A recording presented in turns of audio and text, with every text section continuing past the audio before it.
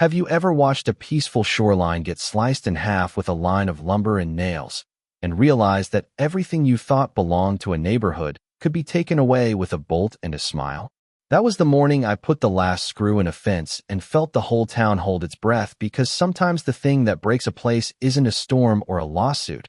It's the soft, steady practice of people claiming power they never had. My name is Maya Archer. I'm the sort of person who reads the fine print because I like knowing how things end before they begin. Habit from years of standing in courtrooms.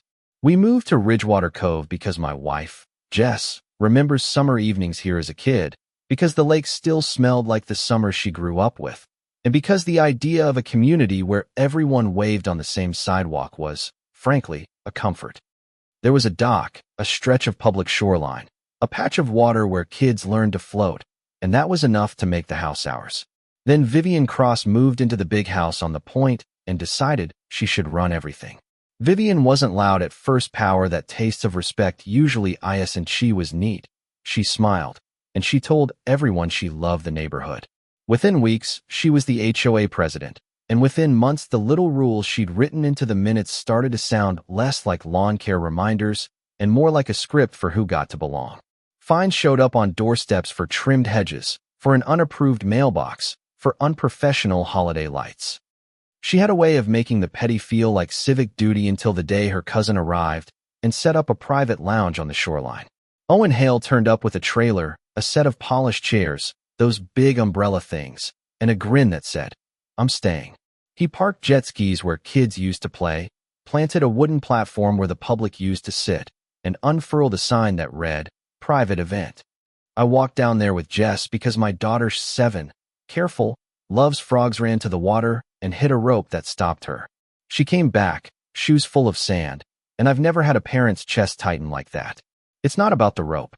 It's about the look in her eyes, the moment she understood someone else thought she didn't belong. I did what I always do. I started digging. County clerk office, recorded deeds, old surveys. There's a special smell to county archives, like dust and ink and people who didn't get bored of the truth. The documents were neat and specific. The lake access was common land, a dedication from when the subdivision was plotted, rights for residents and guests, clearly stamped and recorded. The HOA could make bylaws about paint colors, but it couldn't sign away the shoreline. Vivian had, somewhere between mixers and meetings, convinced a few other board members there was money and power to be had. Owen, eager to impress, set up his lounge like he owned the horizon. I called him over, because you always start with a human voice. He smiled and said, "Enjoying the view?" I said, "You can't put a private lounge on public right-of-way." His smile sharpened. "We have permission," he said, and showed me a printed note, typed in bold, with Vivian's name at the top. "It's an easement reassignment." The paper smelled faintly of authority, but the county clerk later told me it was a copy, notarized by someone who'd never stepped foot in Ridgewater. That's when things switched from annoying to urgent.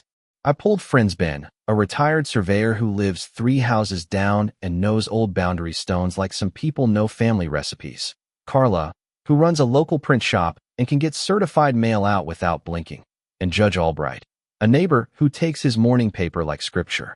We hired a licensed surveyor, and the map he rolled out on my living room table was a kind of quiet vindication. The platform, the jet ski ramp, it all lay, clean as ink, across what the deeds called community shoreline. I sent a certified notice to the HOA board, asked for removal within 72 hours, and that's when Vivian's tone shifted from polite to theatrical. She organized a letterhead campaign, had an attorney send a cease and desist to me for harassment, and at the next HOA meeting she stood up like a director on a stage. "We are protecting property values," she said, with a voice learned in rooms where other people applaud at the right time.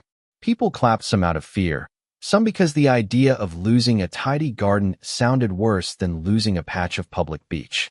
We tried everything quiet first. We presented the survey. We offered a compromise: shared hours, signage, a schedule so kids could still swim in the morning, but Vivian kept moving the goalposts, and her dear cousin kept adding chairs. The turning point was a Tuesday morning when I found Owen's crew widening the platform with a truck and plywood, music blaring, the speakers aimed like they wanted to drown the lake.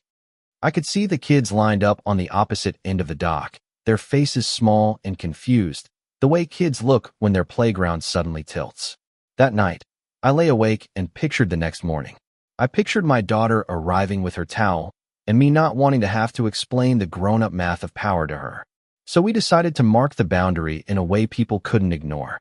Not a stunt, this was legal. We had permits in order, just a physical line that matched the deed. At dawn, with Ben and 2 other neighbors, we installed a low, plain fence. It wasn't pretty. It was honest wood posts, galvanized screws, a simple gate that could be opened by any resident. We left a sign explaining the survey, and we left a copy of the county record propped where anyone could read it. When the last screw went in, a woman across the street, Mrs. Clemens, who never left her porch, brought out a thermos and sat down on the stoop and watched, like everyone else. Vivian called the sheriff. She called code enforcement. She emailed the board attorney. Owen called me a thief through a megaphone. At one point, people later laughed, but the laugh had an edge. The city checked our permits. The permit was valid. The survey matched the deed. The fence stood. What happened next peeled back the performative layers. Once the fence existed in the world, people had to choose sides. Some neighbors who'd been too polite to open their mouths at meetings started showing up with documents, old minutes, bank records, a ledger that made dues look more like slush than maintenance. Judge Albright quietly walked in and, with a single sentence, made the room hush. A board can't sell what it doesn't own. That's the kind of line that makes the corners of a room go still. The HOA's veneer cracked in other ways. Small things, a check signed without explanation. Invoices with line items that didn't add up became fingerprints of something else. Vivian's narrative of protecting property values dissolved under the weight of payroll slips and a bank statement that had become conspicuously transparent when someone else started looking. The board voted. People signaled differently in the lobby than they gestured in public, and Vivian was removed as president that week. There was a legal follow-through, because power likes to settle into paperwork. The county pressed charges on the forged notarization, and the civil case filed by a collection of residents ended with restitution and a public apology that, to me, sounded like a script written for bad closure. Owen packed up his polished chairs and left after the judge ordered removal of his structures. The platform came down. The jet skis moved. We celebrated in small ways in the dock, with paper plates, with Jess laughing so hard her coffee went down her sleeve. It felt like a victory of facts over performance. And yet, the ending wasn't clean. The fence stayed, not because we wanted to keep anyone out, but because sometimes a line helps people remember the idea of a line. We opened the gate every morning. We posted a schedule for shared events, and we started a rotating cleanup roster. But on the 1-year anniversary, someone spray-painted a slur across one of the posts. It was an ugly reminder that systems can change and hearts can take longer, that even when power is stripped from those who would misuse it, the work of tending a community is ongoing. I tell you this not to make a hero of myself. God knows I'm not one, but to point at how ordinary things become battlegrounds. A fence is wood and screws, a deed is ink and stamps, and an HOA meeting is a room full of people with different needs. What broke our little town into two for a while was a person who confused rules for rights, and neighbors who had been too polite for too long. What healed it was not a courtroom alone, but people willing to read, to show up, to put their names on petitions, to stand in the messy sunlight and do the small, sharp work of defending what's shared. If you're watching this and you live somewhere with a homeowners association, maybe take a look at the minutes once in a while. If you're a neighbor and you see someone being edged out, say something quietly, plainly, because civility can be a disguise for indifference. And if you've ever been the person asked to leave someone's memory of a place, well, tell that story. We learn from the wounds. So tell me, what would you have done in Ridgewater Cove? Was the fence necessary? Or did we go too far cutting timber to settle a dispute? Drop a comment. Share your take on right and wrong. And if you've been through something like this, tell us how your neighborhood survived or didn't.